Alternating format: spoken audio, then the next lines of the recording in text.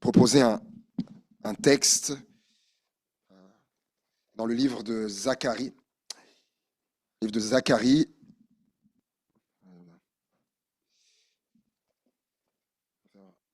Chapitre 10, premier.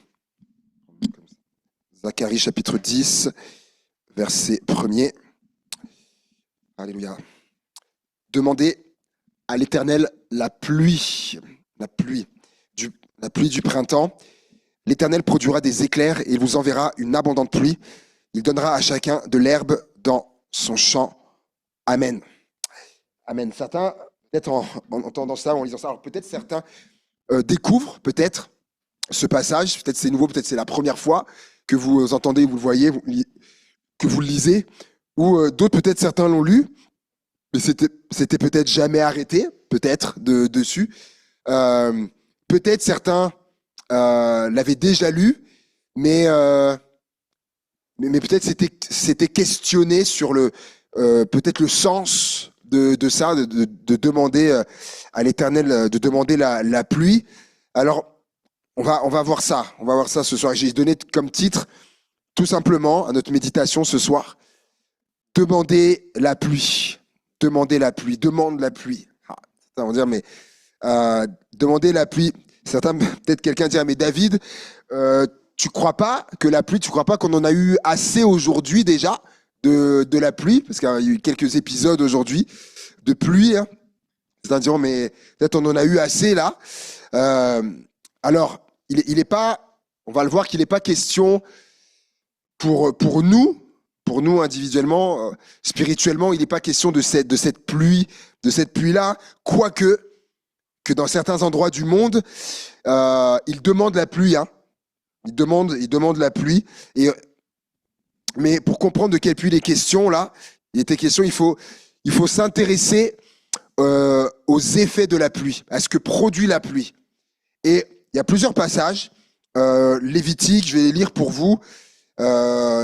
Lévitique, chapitre 26, verset 4, qui dit « En leur saison, la terre donnera ses produits et les arbres des champs. » 147, verset 8, par exemple, qui dit « Il couvre des cieux et il fait germer l'herbe sur les montagnes. » Deutéronome, « Je donnerai à votre pays la pluie en son temps, la pluie de la première et de l'arrière-saison, et tu recueilleras ton blé. » Actes, chapitre 14, verset 17, qui dit « En faisant du bien, en vous dispensant du ciel avec abondance et en remplissant vos cœurs de joie. » Alors, pour comprendre c'est quoi demander la pluie, il faut s'intéresser aux effets de la pluie, à ce que produit la pluie. Et là, elle permettra à la terre donc, de donner ses produits, aux arbres des champs de donner des fruits.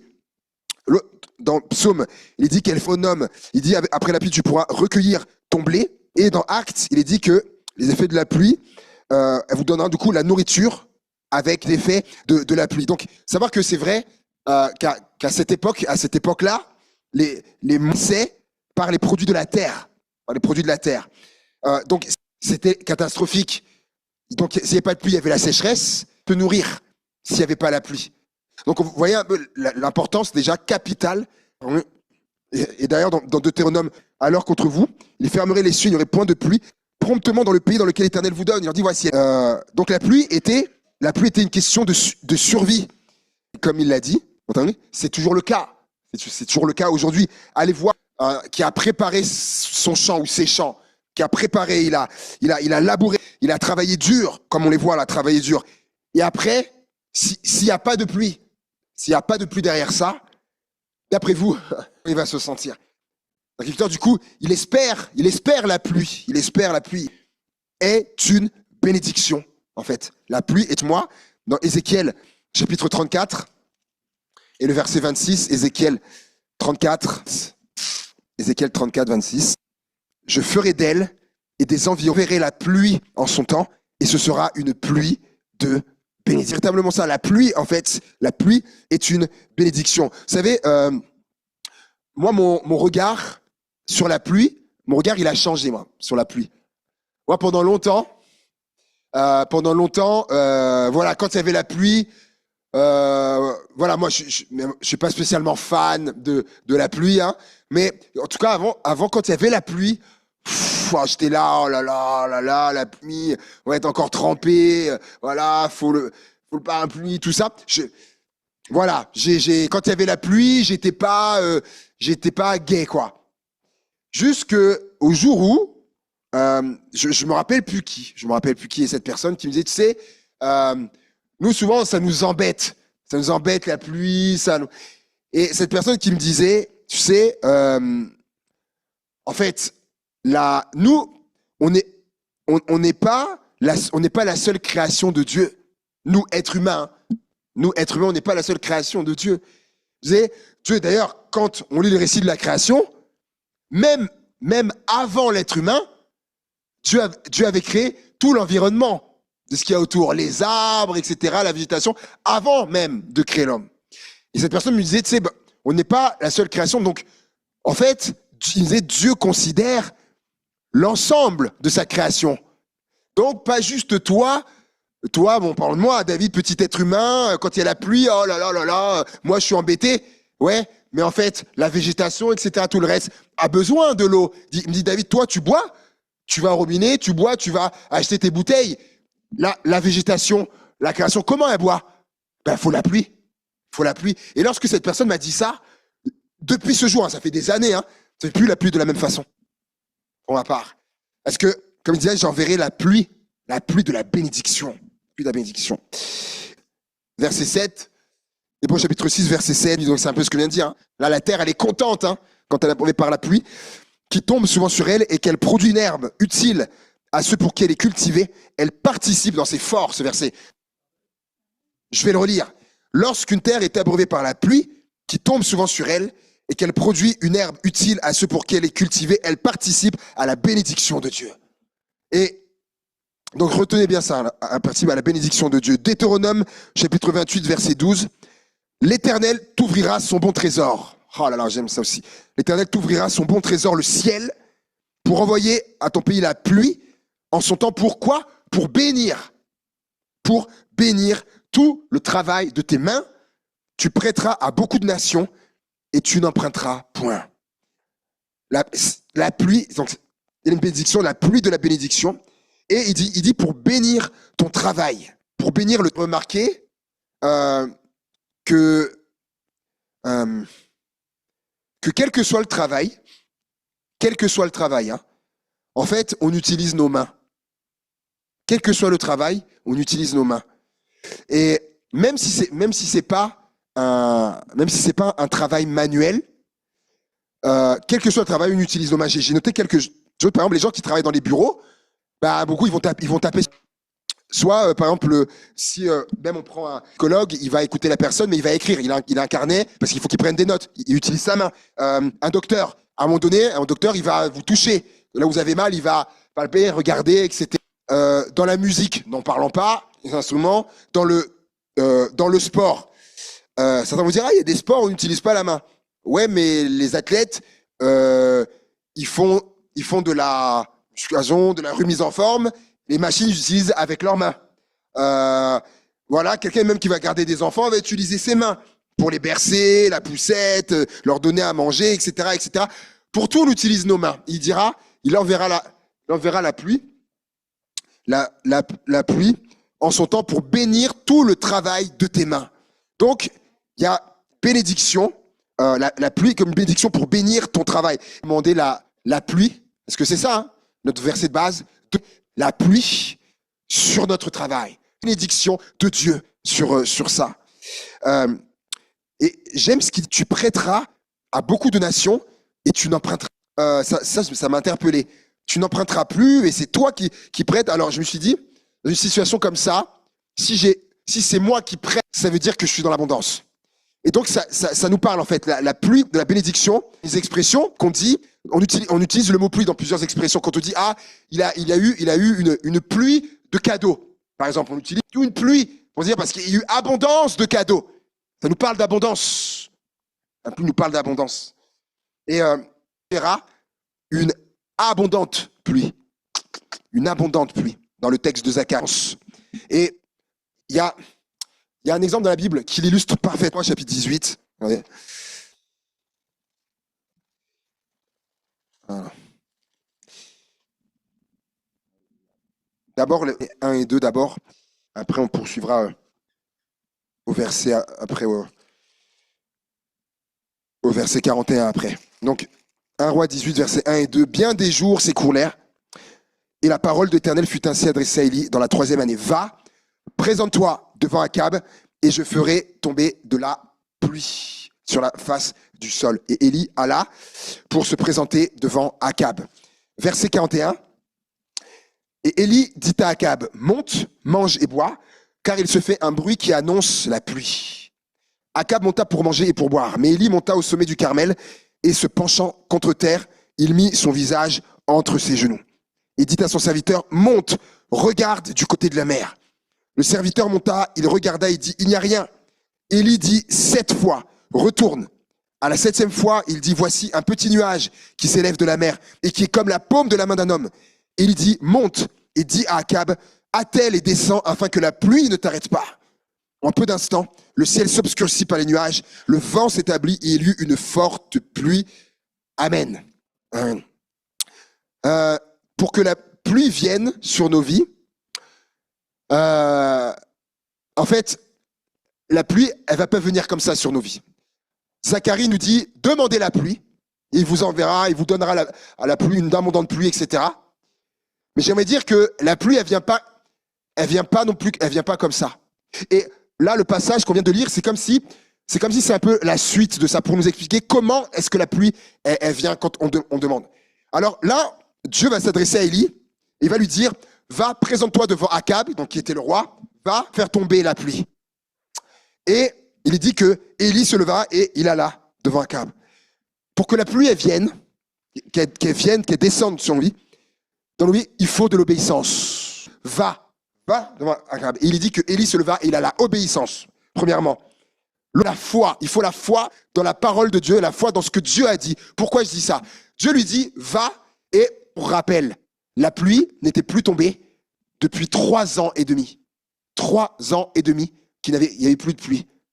Alors, dire que la pluie va tomber, ben, il faut de la foi. Il faut de la foi dans ce que Dieu a dit. Attends, ça fait 3 ans et demi qu'il n'a pas plu. Peut-être certains auraient cru que, pleuvoir, non, c'était pas ça. Non, Dieu était toujours capable de faire pleuvoir, c'est juste qu'il avait arrêté, c'était rebelle à lui, etc., tout ça. Et donc de la foi, il fallait de la foi. Comme pour dire que si Dieu a dit qu'il va faire tomber la pluie, alors il va faire tomber la pluie. Obéissant. Troisièmement, la prière. Lorsqu'il y va, il est dit que, donc il prie qui annonce la pluie, là, la pluie elle arrive, et ça aussi c'est la foi, parce que la pluie elle est, moi j'aime ça, de dire les choses elles sont pas encore là, mais c'est la foi de dire les choses comme si elles étaient même. Et donc Akab lui il va aller pour manger et pour boire, mais Élie va pas faire ça. Élie va monter au Carmel, il est dit, et se penchant contre terre, il mit son visage entre ses genoux. De mettre son, comment? Humiliation, tout à fait. Et qu'est-ce qu'il peut y avoir lorsque tu es comme ça, à genoux, et le visage comme ça? Ça peut symboliser quoi? Tout à fait. Et il y a un autre mot que j'attends. Il y a l'adoration. Tout à fait. Et qu'on peut y mettre aussi la prière. Cette soumission, c'est vrai, cette soumission à Dieu, cette humiliation effectivement, de soumission, d'adoration et de. En fait, pour moi là, il faisait ce que dit Zacharie, ce qu'on a lu dans Zacharie 10. Vous vous rappelez le premier verset? Je crois que là, Élie là, il faisait ça aussi là. Il demandait la pluie. Vous savez, il faut demander. Il faut demander parce que c'est plusieurs raisons pour lesquelles des fois je vous invite à aller les voir. Les lire. Alors, je vais même vous en citer. Il va dire que des fois, en fait, il dit vous demandez, mais il dit mais vous invite à aller lire. C'est très très profond dans Jacques. Il va dire des fois, alors vous demandez, mais Dieu ne donne pas parce que vous avez des querelles. Il va dire après, vous recevez pas parce que il dit vous demandez pour satisfaire charnel. Il dit alors Dieu ne donne pas. Et il va donner une autre raison. Il va dire vous recevez pas. Il dit parce que vous demandez pas. Tout simplement. Il dit il y a des fois. Il dit vous ne recevez pas, il s'adresse aux chrétiens, des fois vous ne recevez pas, tout simplement parce que vous n'avez pas demandé. Le jour où j'ai réalisé ça aussi, des fois, il y a des choses, on ne les a pas, tout simplement parce qu'on ne les a pas demandées en fait. On ne les a pas demandées.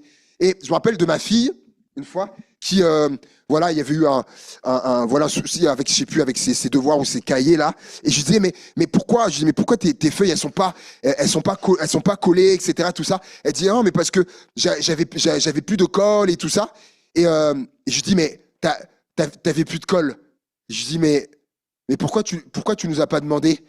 Parce que le pire, c'est que nous, on en avait en réserve des tubes de colle. Mais du coup, elle est restée avec, du coup, sans colle. Elle a pas. Pourquoi tu n'es pas venu nous demander?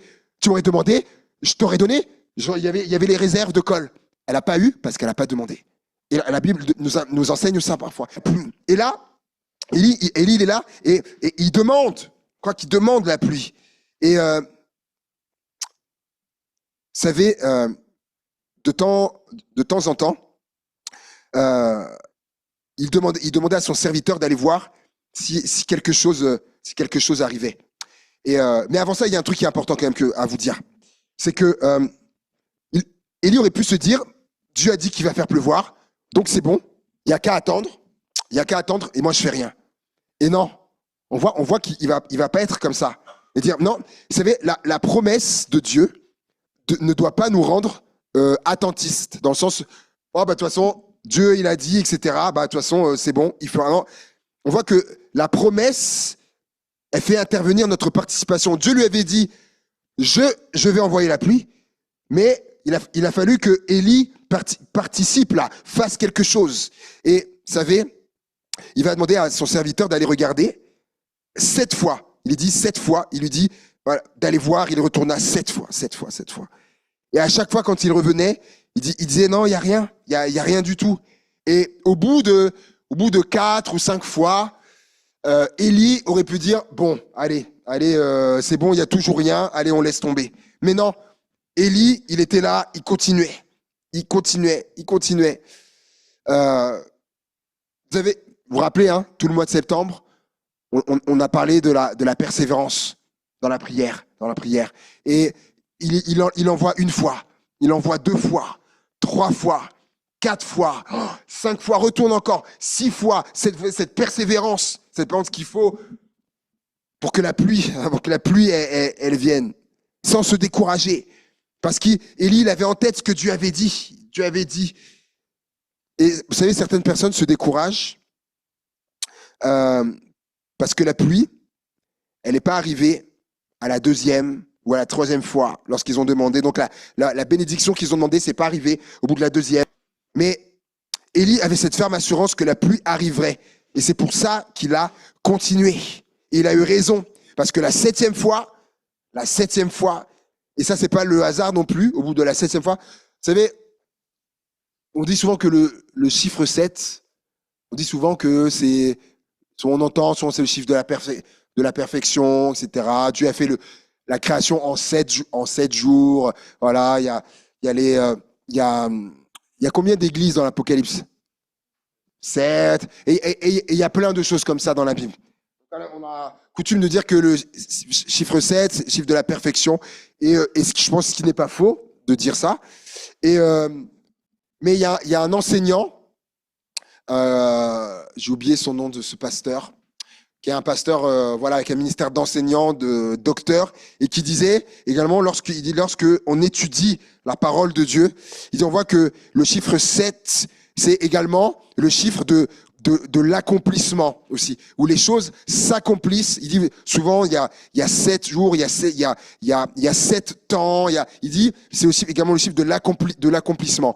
Et effectivement là, au bout de 7 fois qu'il allait, et ben la parole de Dieu, elle s'est accomplie. La parole qu'il avait dite, la pluie viendra, vous voyez, au bout de 7 fois. Et je pourrais dire que c'est les deux, perfection, accomplissement. C'était, vous savez, c'est le temps parfait, le bon temps, le temps parfait, et il y a le temps de l'accomplissement de ce que Dieu avait dit. Et là, il va dire, ah oui, maître, au bout de la 7e fois, oui, maître, je vois, il y a un petit nuage. Il y a un petit nuage qui s'élève de la mer.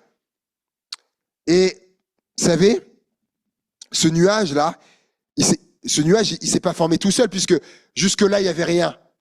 Il n'y avait rien jusque-là. Et là, maintenant, il y a un nuage. Donc, il n'est pas arrivé là comme ça tout seul. Il ne s'est pas formé comme ça tout seul. Et j'ai été regarder comment se forment les nuages. lorsque le soleil, les rayons du soleil tapent contre les lacs ou la mer, etc., tac, ça crée de la vapeur qui monte, avec des gouttelettes qui se réunissent là-haut et qui, lorsqu'elles sont beaucoup, du coup, se forment, du coup, ce qu'on appelle, du coup, les nuages. Et lui, c'est intéressant parce que il dit, regardez ce qu'il dit, ah, il y a un petit nuage qui s'élève de la mer. Ah, il y a quelque chose qui, du coup, qui est monté, comme la vapeur qui monte. Et ça m'a parlé. Je me suis dit, la pluie, elle descend lorsque les gouttelettes, elles sont trop nombreuses et que le nuage peut plus supporter. Du coup, c'est là que le poids est trop lourd, elles sont trop nombreuses et que les gouttes sortent et hop, et qu'il pleut. Mais lorsque la pluie, elle descend, mais pour qu'elle descende, il a fallu que quelque chose monte de la mer. Mais pour nous, comment ça peut nous parler? Lorsque Dieu envoie sa pluie, donc on a vu la bénédiction pour nous, mais il a fallu que quelque chose monte à lui. Et c'est quoi qui monte à lui? Eh ouais, la prière. La prière. Ça se forme pas, le nuage ne s'est pas formé tout seul. Et c'est pour ça qu'il y avait la prière. Il y avait la prière d'Élie. La prière d'Élie.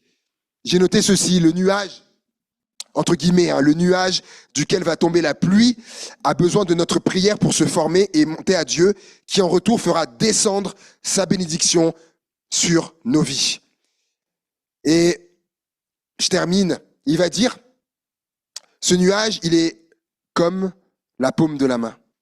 Il est petit, enfin, en fait. On est d'accord que un nuage qui fait cette taille-là, on n'est pas face à un gros nuage, hein.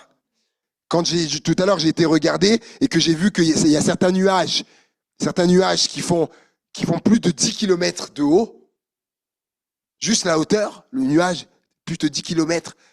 En effet, un nuage comme ça, on dirait, c'est ridicule, quoi. C'est ridicule. Mais lorsque Élie, il va entendre ça, ben, il va pas s'arrêter à ça. Oui, il est petit, ok, mais peu importe la taille, parce qu'il savait que la pluie, elle allait arriver après.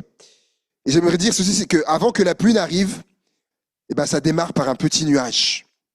Et je me rappelle, dans l'église où on était avant, il y avait une sœur, ça fait un moment qu'elle priait pour son mari, qui n'était pas converti. Elle priait pour lui depuis longtemps. Et elle nous avait partagé ce sujet de prière, tout ça. Donc ça fait des années qu'elle priait, des années qu'elle priait. Et puis un jour, elle nous dit, mon mari, elle dit, mon mari, il a demandé une Bible. Et elle dit, mon mari, il commence un petit peu à lire la Bible, quelques versets. Et je lui disais, et on lui disait, mais c'est génial. On dit, c'est super. Faut continuer. Pour elle, en fait, c'était comme son petit nuage. Elle priait, elle avait fait monter, et là, il y avait un petit nuage. Et ce qui s'est passé, c'est que elle a continué. Donc, je vous parle de ça, elle nous racontait ça, fin 2020 ou 2021. Donc, notez bien, on va dire 2021. On l'a baptisé là, au mois de avril ou mai, on va dire entre avril et juin, par là je crois que c'était mai, de cette année, 2024. Donc vous voyez, au moment où elle nous a dit, waouh, il commence à lire 2021, on l'a baptisé 3 ans plus tard. Mais elle s'est accrochée au petit nuage, elle a continué, et puis Dieu a envoyé la pluie. Alléluia. Plein d'eau dans le baptistère, plein d'eau, et le mari baptisé, fallait voir la joie de cette maman. Et je crois parmi nous, ce soir, il y a un jeune baptisé, je crois, si je te reconnais bien, hein.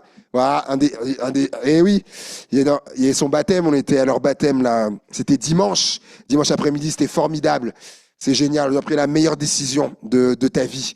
Voilà, et je crois aussi, et toi aussi, je crois que il y a eu des prières qui sont montées à la fin. Et en son temps, Dieu a envoyé la pluie, la bénédiction. Alléluia. Dieu, il est merveilleux. Et je conclus. Et il donnera, donc, en peu d'instants, le ciel s'obscurcit par les nuages et le vent s'établit et il y eut une forte pluie.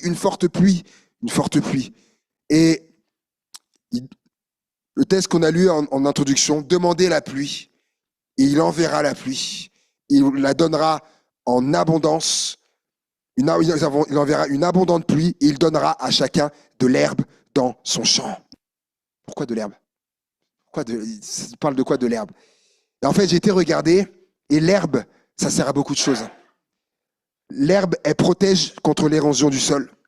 Elle purifie l'air que nous respirons. Il y a des animaux qui se nourrissent de l'herbe, plein, et elle absorbe l'eau. Très intéressant. L'herbe, elle absorbe l'eau. Donc, l'eau qui tombe du ciel, de la pluie, là, eh ben, l'herbe, elle absorbe ça. Et quand Dieu dit, demandez la pluie, il vous enverra la pluie, il vous donnera de l'herbe, en fait. Il vous donnera ce qu'il faut pour pouvoir absorber, en fait. Vous imprégner la bénédiction que Dieu va envoyer, en fait. C'est ça. Alléluia. Et il y a tellement de choses, on va prier le Seigneur. Et il dit, il donnera à chacun, j'aime la précision de la Bible, il donnera à chacun. À chacun. Personne ne sera oublié. Personne. Et il donnera de l'herbe à son champ. Et j'aimerais qu'on puisse prier parce qu'il y a plein de champs, en fait. Nos champs, ça peut être un champ à nous, ça peut être notre famille. Ça peut être notre famille, hein. Nos épouses, nos enfants, c'est un champ. Ça peut être également notre église. L'église, par exemple, pour moi, un de mes champs, il y a ma famille, mais il y a aussi il y a l'église. L'église de Givors, c'est comme un champ, un champ pour moi, un de mes champs. Et je demande la pluie pour l'église de Givors. Ça peut être notre ville, là où on est aussi, c'est notre champ. Qu'on soit à Saint-Didier, que ce soit à Givors, à Ternay, à Grigny, à Mornan. Faut le voir, c'est comme celui que si tu vis à Mornan, c'est comme ton champ. Et faut prier pour Mornan. Faut prier pour Grigny. Faut prier que pour la pluie de Dieu tombe sur ce champ-là, là où on est. Alléluia. Il y a tellement de chants. Il y a les chants missionnaires aussi.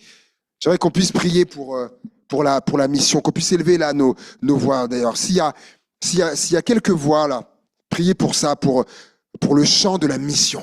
Alléluia. Parce que là, on engage dans ce temps aussi là de la mission. Et s'il y a quelques voix qui veulent bien prier pour la mission, pour les missionnaires que Dieu a envoyés au loin dans différents pays, pour le travail qu'ils font, comme on a entendu, qu'il envoie la pluie sur le travail de leurs mains, qui bénissent leur travail avec des âmes, qui se tournent vers lui, leur travail dans les hôpitaux, les orphelinats, dans toutes leurs actions là. Alléluia.